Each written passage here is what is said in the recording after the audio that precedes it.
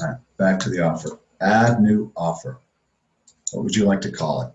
Let's call it based off of what the name of the buyer is, which is Whitney Heller.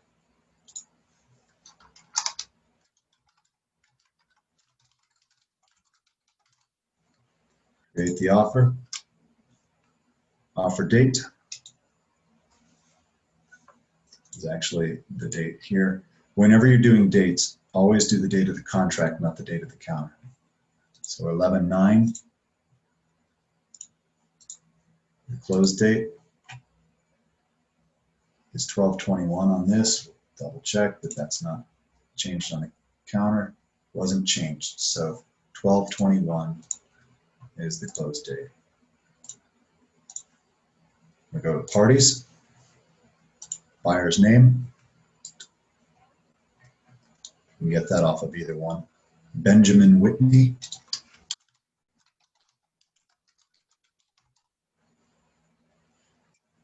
And Heller. So we only need to do the ones that have an asterisk. We don't need to have their email, phone. We don't need to have their fax number. That'd suck if we had to have their fax number. That field that we were looking at there, representation. Who is their agent? Who is their broker? We can get that off the CBS down at the very bottom.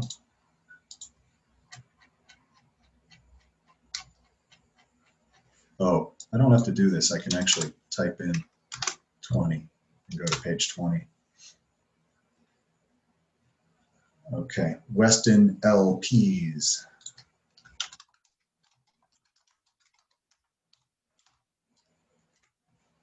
We don't have to have Weston's email in there. It automatically has our seller's name in there. Go to terms. Okay, what are the terms of the deal? This is where that counter is important once again. So we'll go to the counter. Make sure that that didn't change. 242.5. Yeah, oh, this does it in a little bit different way. Cash means how much down payment. So 2,000 plus 72.5 or 52.75 for a total of 72.75. 72.75. The financing amount is 235.225. For a total of 242.5. Earnest money is $2,000. We don't have option fees in Colorado. This system was set up for the whole country. Buyer will give notification within blank days. There's so many different dates that could be. We're going to always use the inspection deadline. The inspection deadline basically is 10 days if we go from 11/10 to 11/20. This stuff is inconsequential for our deal. It is data that Keller Williams is collecting, and I like to put it in because eventually, with all this data collected, Keller Williams will be able to analyze offers and tell us, how they rate to other offers. So there's $5,000 of seller concessions on this, and you'll see here, seller will contribute $5,000 to settlement costs. Agent analysis. This is superfluous. I mean, we don't need to do this. It is them trying to get us to use, Keller Williams, to use this as a way of presenting offers to our clients. We hit save. The offer is now in there. And we can hit accept. The buyer accepted that offer. If we ever need to, we can go back and change the response. So let's go to commissions now. There's something I'm gonna wait. Well, I'm gonna tell you how to do it right now. This won't let you submit commissions unless there is a listing associated with it. We have this name of the opportunity, but an opportunity is not the same as a listing in this system. This is linked to KWLS. So what we're looking for is 471 Carson Lake. A search doesn't find anything for me. Sometimes we have to go and we have to say all listings, search all listings, and there we find it. We hit select, and now there is a listing associated with this opportunity. That's something you could do earlier. This is the first phase, though, that you have to have that in.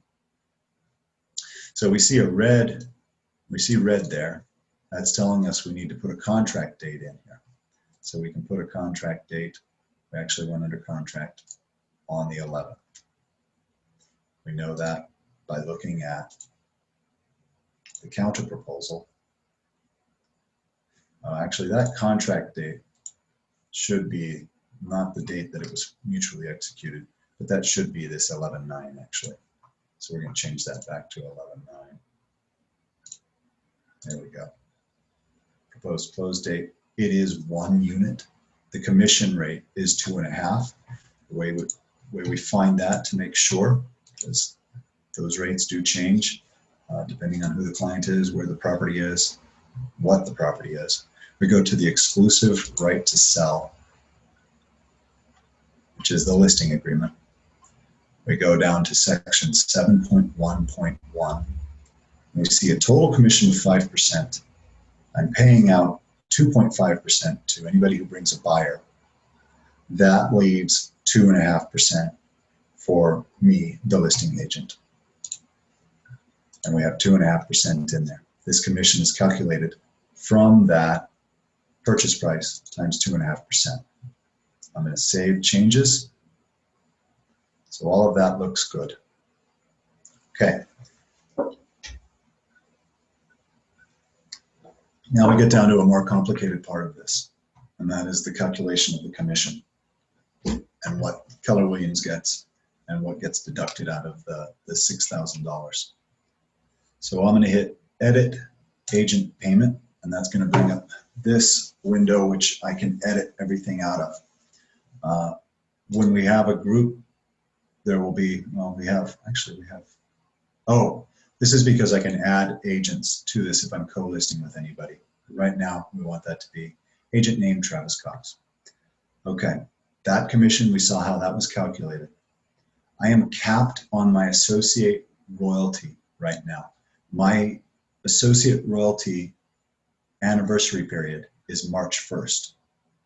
If I were not capped on that, the system would automatically calculate 6% for associate royalty, and that would show up right here as a deduction from the $6,000. I am capped on my company commission right now. My company commission anniversary date is August 1st. If I was not capped, there would be a 30% of the 6 deducted right here. The 30% and the 6% are always deducted from the gross commission. They're not deducted from what was left after one of those comes out. Here are additional deductions. Some brokerages are set up so that people can pay their E&O. Here, our E&O gets paid monthly on our office dues, so that one is grayed out for agents at Colorado West.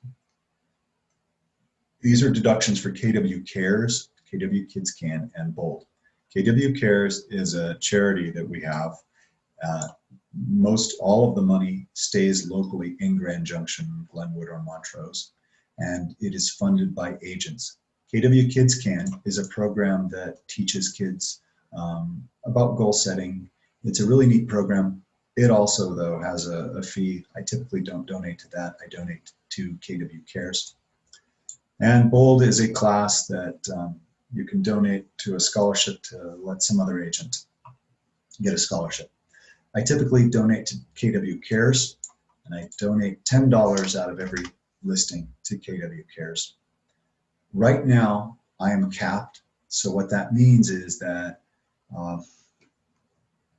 there is a check that comes directly to me, and the title company writes a check for $10 to KW Cares.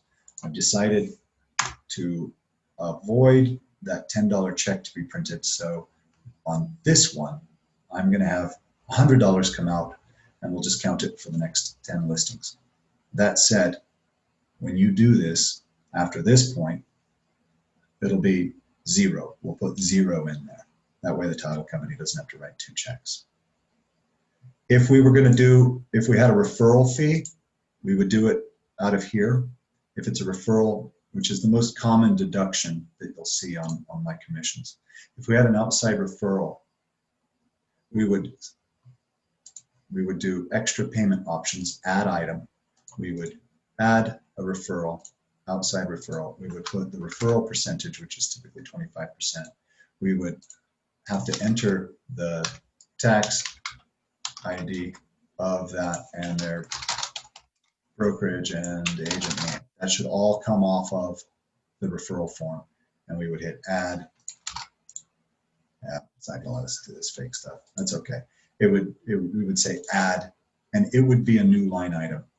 Now, all of this stuff that we've been doing will show up over here.